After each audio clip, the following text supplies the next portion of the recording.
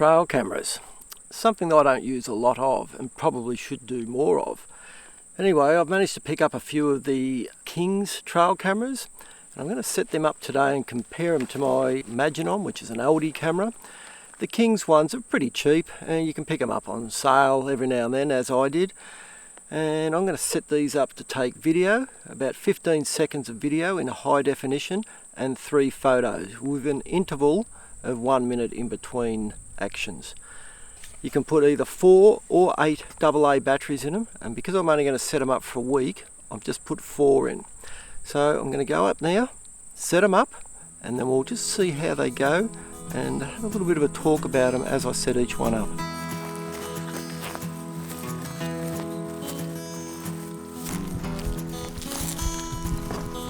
I'm on a pretty well used trail here, so I'm going to head up there a little bit more and try and find a location where more than one trail meet. Well, this is going to be number 1 spot. I had a trail camera set up here a year, maybe 2 years ago. There was a nice stag in velvet. The first thing I've noticed is the strap is quite short. You'd be lucky to go around a tree that's probably more than about 10 inches, 250mm round, but usually that's not an issue. Anyway, I'll get this first one set up. Yeah, so I think I'll just set this here. It should give me about the right angle, and just look at the angle of your tree as well, because no point having it pointing up or pointing down, and don't put it too high. They're quite a wide lens on most of these, so it pays to have a bit of a look before you actually put it in the final position. One thing to always remember to do too is mark it on this thing, mark it on the GPS. Even though I know where this is, might be one of the other boys that are coming back in here, they'll say, oh, I'm going to go up that way. I say, well listen, here's where my game camera is, can you check it or pick it up for me?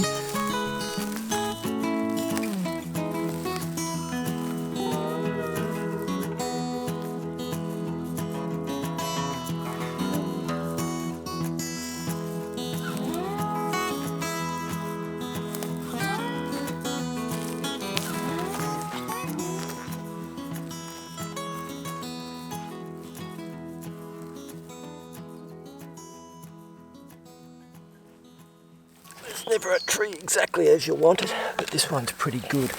Whoop, if I don't slide down the hill.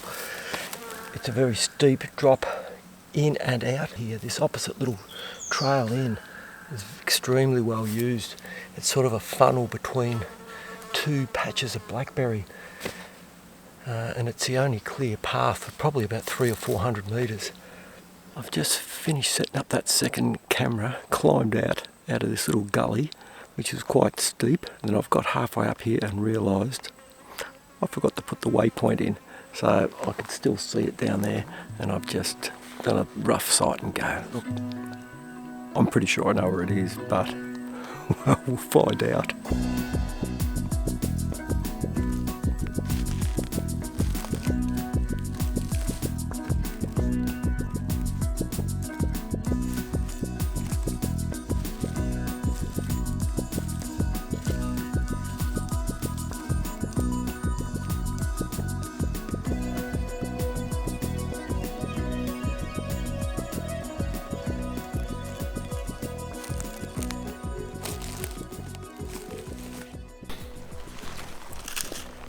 Oh, it's a first sign at all as far as droppings.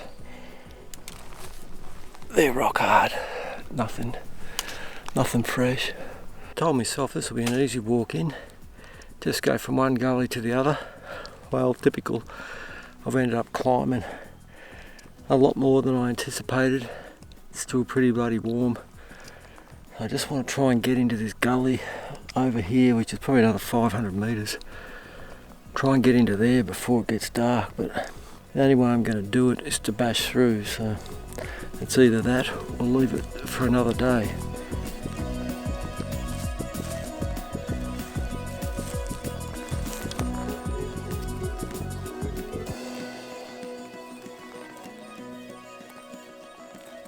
Well, it's taken me a little while, but this is the third camera I've put out. Number 4, my old Maginon or Aldi camera. So I'm about to set this up now and then hopefully get back to this wallow before dark. Shouldn't be an issue anyway, I do know where it is. But I've actually got there's a bit of a smell here of, well, put it this way, it's either a dead animal or it's a rutting stag, and I'm just hoping. It definitely smells more that rutty sort of smell, but there's no real fresh sign at all here. But this thing here will tell, and all its brothers, the other 3 of them, will tell whether they're in the area. That was a lot bigger exercise than I anticipated. All 4 cameras are out. I'm going to leave them for about a week. We've got some rain, I think I might have mentioned that earlier, in about 3 days. We've got 2 or 3 days of rain or showers. Hopefully, if there is any fallow buck, or are any fallow bucks around, they might start to vocalise, because at this stage this area is looking a bit quiet, but I suppose the cameras will tell the story. And there are the odd sambar in here, so let's just see what happens. Well, what do I say? Slight change of plans. I'm obviously not up the bush anymore, thanks to Mr. COVID-19 and our current lockdowns. I've had to pull the pin. I still managed to get the cameras in for about a week, and to say there wasn't much on them is a bit of an understatement. Certainly no deer. So that made my decision a little bit easier to pack up and head home.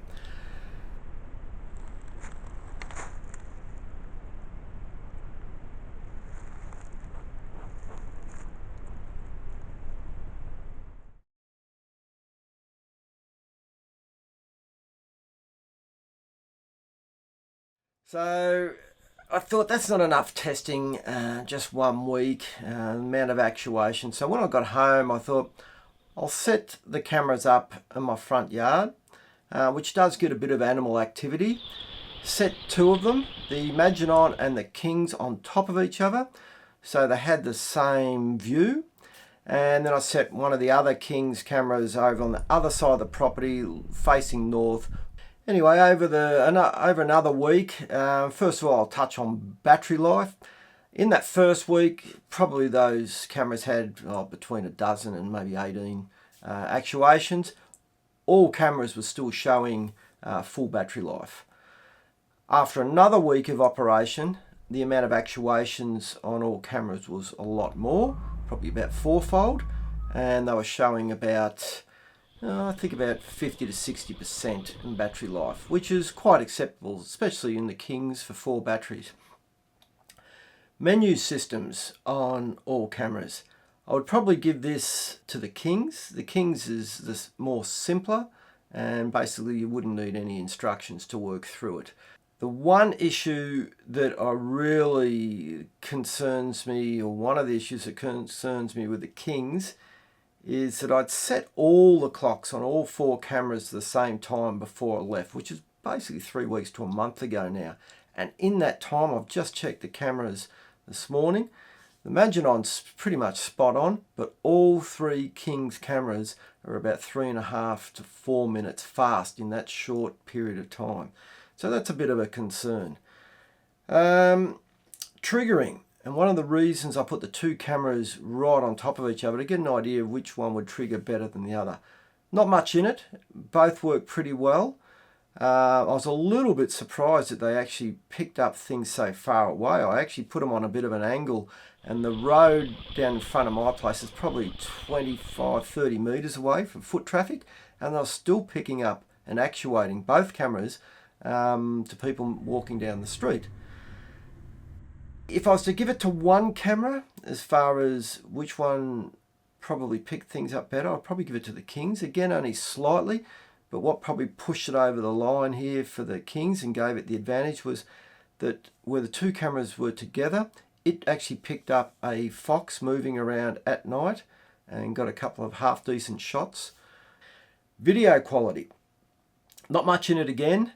And overall on the Kings, the video quality was quite acceptable, but I'd probably still fractionally, we're not talking much in it, to the Maginon. But where the Kings has really let down is the actual picture quality, especially during the day. The amount of overexposed shots I got was significant. Probably the easiest way for me to show you is I'll do some screenshots of imported groups of photos and videos on Premiere Pro here that you can actually see the bright spots. And probably, yeah, this would be the deal breaker for me when it comes to the Kings. Sound quality, both cameras pretty average. I say like sort of 5 or 6 out of 10 for both. Acceptable with the just enough to hear some things in the background, but I wouldn't expect too much from them. If you certainly want better sound quality, well, you're going to have to buy the better cameras. But I'd give the sound quality maybe a 6 on a Maginon and a 4 or 5 on the Kings. If you were to ask me whether I'd go out and buy some more Kings cameras, the picture quality is a downer for me, so I'd probably say no. And seeing there's not much in it in price, the Aldi was a little bit dearer last time, and bear in mind it is 3 to 5 years ago. Can't even remember when I bought this one, but it is quite a while back now. They're very comparable in price, so yeah, I'd probably hang and just wait for the next Aldi ones to come out or try something different. So I'm very interested, guys, on cameras that are sort of sub $100 Australian. I'll be very interested on some feedback on what you've experienced, quality in comparison to say what I'm going to be putting up here. Definitely interested to hear from everyone out there what they've found has been the best and the worst of the trail cameras. So thanks again for watching, guys, and hopefully this has been of some help.